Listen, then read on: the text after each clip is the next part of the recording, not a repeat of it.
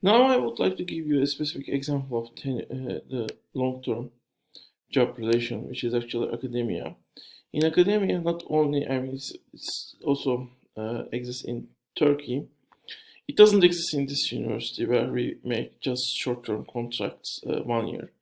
But in United States, in some universities, it exists. In major ones, actually, it exists. The academic tenure.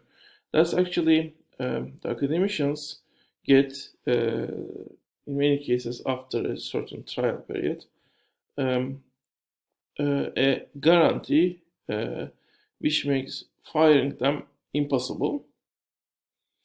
Um, well, in the United States, this process is not automatic or well, uh, standard after a standard waiting period. It is given.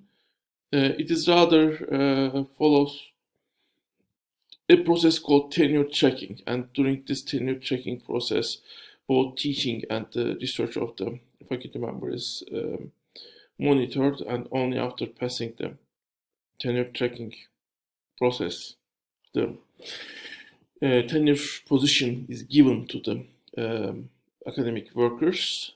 And well, what are the advantages of tenure checking? I mean, this is a highly discussed thing. So actually, as we peek from the door, I mean, this is a case where that door is relatively more open. First, the argument is even if the academicians are more productive before getting the tenure, once they got tenure, their productivity falls. And secondly, even if their productivity doesn't fall, it takes from the university the ability to arrange the size of the department. I mean, if economics is demanded less, you should be able to decrease the faculty size of the economics and increase the faculty size, for example, of psychology, which is demanded more. But because of the tenure case, you might not easily increase and decrease the sizes of the departments. Um, what are the advantages? I put it at the end here. The first thing is it gives academic freedom to the workers, to the academic workers, and academicians work better, become more productive if they have this autonomy to work on what is interesting them, and they might also focus on certain type of research that is more beneficial for the society. Secondly, um, well, job security may make grading more objective. Otherwise, the basically the instructors might just give good grades so that the feedbacks that are got that students give become more positive, which may play also a role in giving the final decision of giving that person tenure, basically. Lastly, uh, the faculty members, when they decide whom to hire, and they might be more qualified in doing so, since they know their field better, uh, they might hire better professors if the job tenure exists.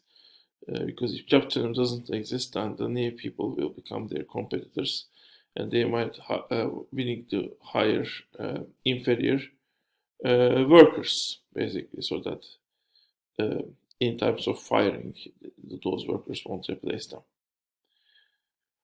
Okay, lastly, today in this lecture, we will see a concept called salary paths. It is actually not directly related to job tenure, but kind of it looks different generations entering to the labor market and what happens their salaries after they enter to the job market. This is mean salary entire firm. So in general, mean salaries have actually fallen down up to 1980s and 10 years back. A same trend more or less also existed for the entrants. But these are the case actually for the people who enter first to the company at a certain year, and we see what happens to their salaries after they enter. So you see 1970, for example, started with a wage which is $43,000, and at 1987 they got a wage equal to $55,000, and then it has slightly fallen and then risen up after 1980s. While the people who start at 1976, they start with a wage which is equal to $40,000, lower than the entrance at 1970. And after 5 years, they got $50, and then their wages start to increase basically. So the difference between them start to close down. But in the first 5 years, actually, I mean,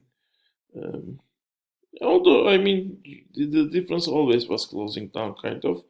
But after 1980, it started to close down faster. And you can see likewise each successive year, basically, the entrance of each successive year. For example, in 1980, you can say that the new entrants were getting $35,000, and after 5 years, the amount they got has grown to maybe 50, a little bit below 50. For example, 70, the entrants at 1970 were getting $56,000 after the first 5 years.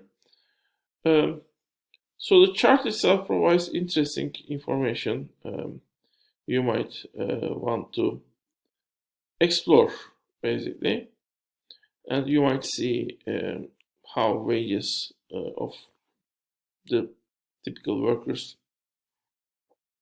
has changed from year to year.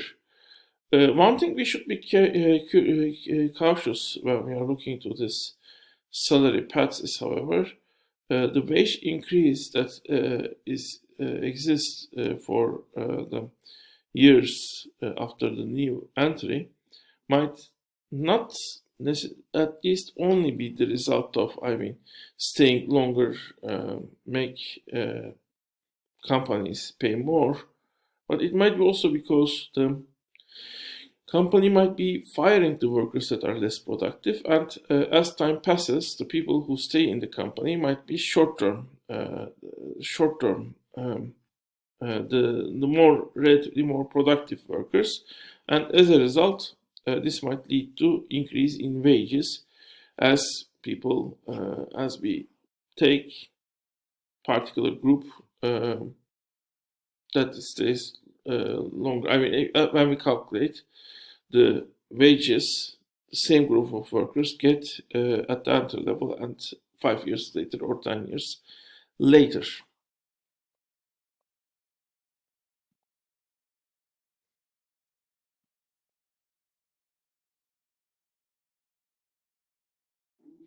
So now we can start looking to the questions. Give an example of worker working in a secondary labor market. Well, that might be, for example, but it might be a restaurant worker who will never get a promotion. I mean, who is doing service and not unlikely to make any promotion. A construction worker is a typical example. That's a typical secondary labor market. Agricultural labor market is typical labor market. But also, for example, at the university, when we hire an academician for just 1 year for teaching a course for which we cannot find anyone from our university, that's also secondary labor market, by the way. Well, this is actually, I should not write the questions in this form, but at one time I was having multiple choice questions. Here it has remained one question in that form. Let me answer it. Which one of the subjects that should be studied internal labor market? Concept, not education. it is still outside of the internal labor market. Minimum wage, new workers, no. Maybe actually, here you can say maybe. Labor force participation rate, no. Ways of workers change as the time they work. I mean, this is certainly internal labor market. This might be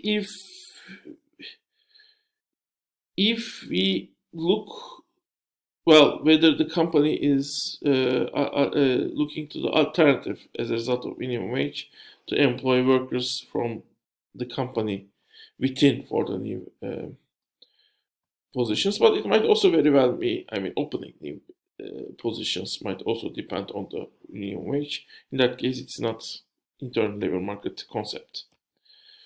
How does union activities encourage emergence of ILM? Well, since unions provide more better working conditions and longer job contracts, basically now worker stays longer in the market, and the company might rather consider to fill upper positions using the existing labor force which is already employed in the company.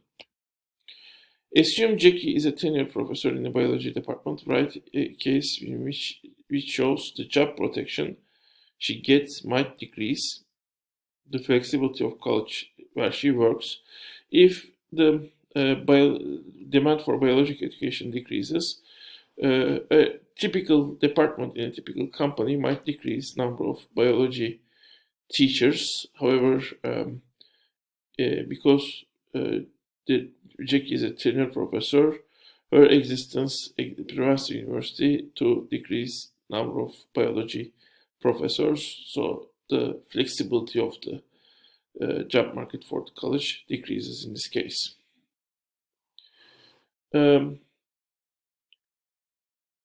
In 1980, what was the ratio of the salary of the new entrants compared with the salary of who work for 10 years?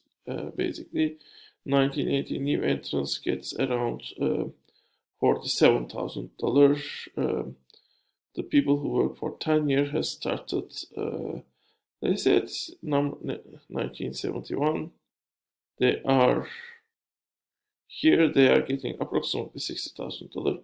So it is around 60 over 35, basically, which might be 12 over 7, basically, which is close to 1 plus 5 over 7, basically, 1.8, maybe. You might do the calculation. Answer the questions according to the chart below. What is the increase in salary of the workers that entered in the company in 1970 in 5 years?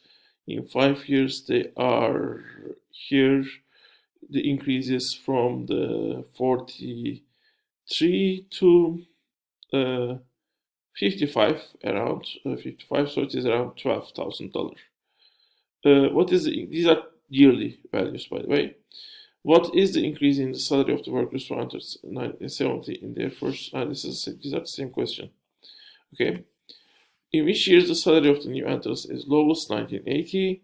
In 1980, what is the percentage of new salary of new entrants get compared with the people who work for 10 years?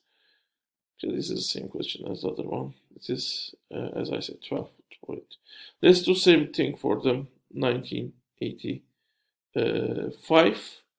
In that case, new entrants get around $45,000, and the people who entered at 1965 get around $65,000.